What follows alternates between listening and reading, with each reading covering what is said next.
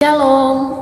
Hari ini kita akan belajar dari firman Tuhan yang tertulis dalam kitab Mika 6 ayat 8. Beginilah firman Tuhan.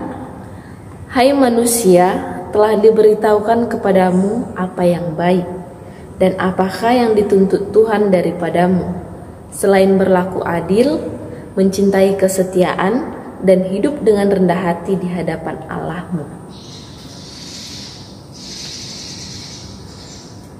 Saudara yang terkasih di dalam nama Tuhan Yesus Kristus, yang menjadi topik untuk kita ialah ada 3 resep yang diberikan Tuhan, yaitu adil, setia, dan rendah hati.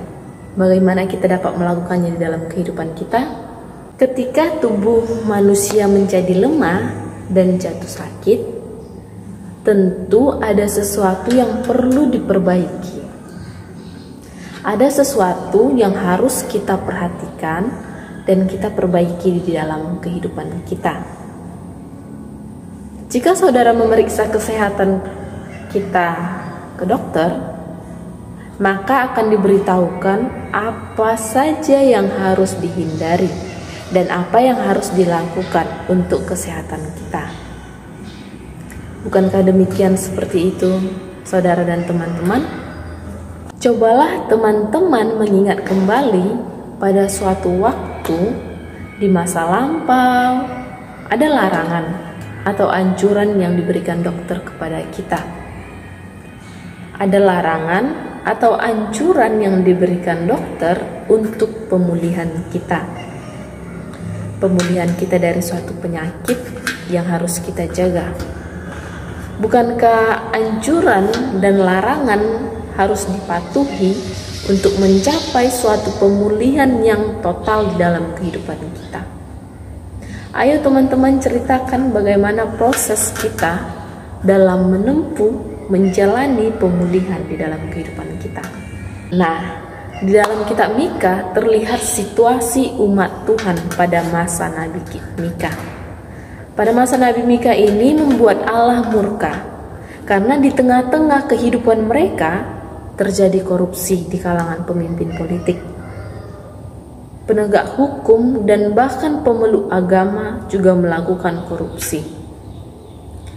Penyelewengan-penyelewengan yang ada di bidang hukum terjadi pada saat itu, di mana segala sesuatu dapat diatur seturut dengan kepentingannya. Kesewenang-wenangan, ketidakadilan, kekejaman pemimpin yang menindas orang kecil, sehingga orang-orang kecil di kalangan pada masa Nabi Mika sangat tertindas dan tidak mendapatkan suatu keadilan dari para pemimpin. Tidak hanya kekejaman yang menindas orang kecil yang terjadi pada saat itu, bahkan praktik keagamaan yang palsu dan kosong juga terjadi pada saat itu. Bahkan penyembahan berhala juga marak pada masa tersebut.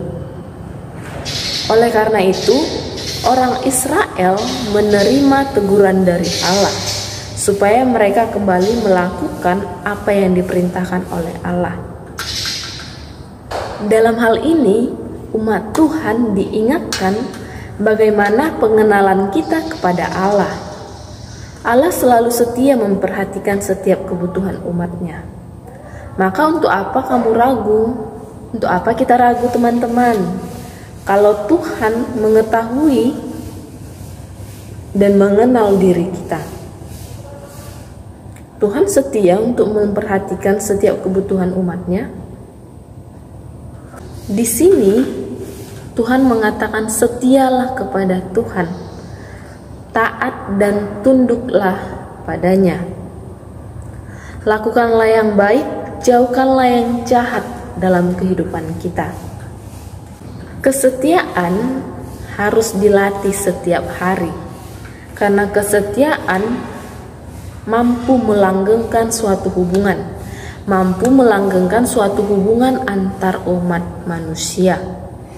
Tidak hanya antar umat manusia, tentunya orang yang berpacaran, bahkan orang yang berkeluarga juga akan dilanggengkan Tuhan.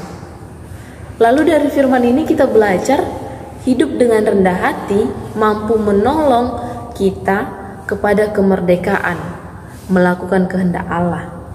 Karena sesungguhnya berbahagialah orang yang rendah hati, sebab mereka akan mewarisi negeri, dan bergembira karena kesejahteraan yang berlimpah-limpah di dalam kehidupannya. Karena sesungguhnya rendah hati adalah ibadah kepada Allah dan bukti pengakuan terhadap kuasa-kuasa Allah yang berlimpah di dalam kehidupan kita.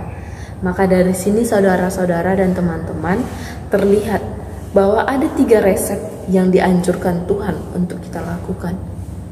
Bukan resep makanan, tetapi resep untuk melakukan sesuatu yang terbaik di dalam kehidupan kita, yaitu dengan berlaku adil, dengan setia, bahkan dengan rendah hati. Maka dari sini, mari kita teman-teman, saudara-saudara, untuk melakukan 3 resep yang dianjurkan Tuhan di dalam kehidupan kita pada masa Nabi Mika.